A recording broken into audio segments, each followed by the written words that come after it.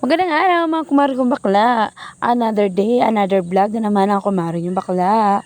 Dito nga mga kumare kong bakla, tinutulungan ko ng aking asawa sa pagpaplat na kanyang kakalay-kain mamaya.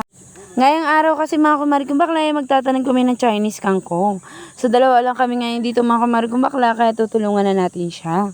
Sa tuwing nangangalay-kay nga siya dito mga kumare kong bakla ng kanyang mga plat, ay ginagamitan nga niya ito ng panukat.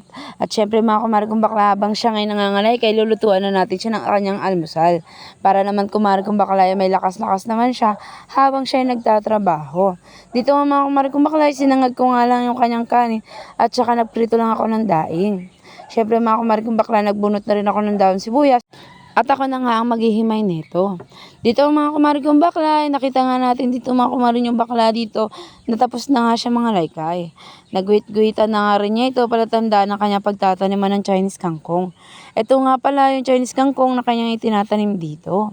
So ito mga kumare kong bakla, ang 1 kilo nga nito ay pumapalo sa 700 o 6 minsan 695. Dito nga mga kumare kong bakla, nabibili pa namin to sa part pa nga ng Bulacan, dito malapit sa Tungko. Sa pagtatanim nga ng kangkong mga kumare kong bakla, dyan sa mga guhit-guhit niya, dyan niya ay sinasabog yung mga buto. Che, nabubulol na naman ang kumare yung bakla. So dito nga mga kumare kong bakla, minsan pa isa-isa yung tinatanim niya para nga daw hindi maging makapal. Kahit nga grabe ang init mga kumare kong bakla, ayaw magpaawat ng kumare nyo. Dito nga sa part natin mga kumare kong bakla, pinatas na natin yung ating lettuce para at least mamaya ay magawa na natin ng salad. Pagkatapos nga natin itanim itong mga buto mga kumare kong bakla, kailangan din natin siyang diligan. Para automatic mga kumare kong bakla ay matatabunan yung mga butong itinaboy natin dito o isinabog.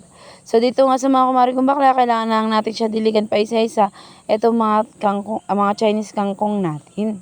Pagpasensya nyo na mga kumare kong bakla, talagang madalas sinabubulol ako sa pag-voice record ko. Hayaan nyo mga kumare kong bakla, matututunan ko rin yung mga bagay-bagay na hindi na magkamali sa buhay ko. Ano daw? Ang hirap naman kasi talaga mga kumare kong bakla mag-voice record. Ang hirap mag-isip minsan ng content. Kaya ito, sinisikap ko na lang mag-content talaga para araw-araw. Meron tayong panibagong post. So, yun lang mga kumare kong bakla at hapon na. Kailangan na naming umuwi. Maraming salamat sa inyong pagnonood mga kumare kong bakla.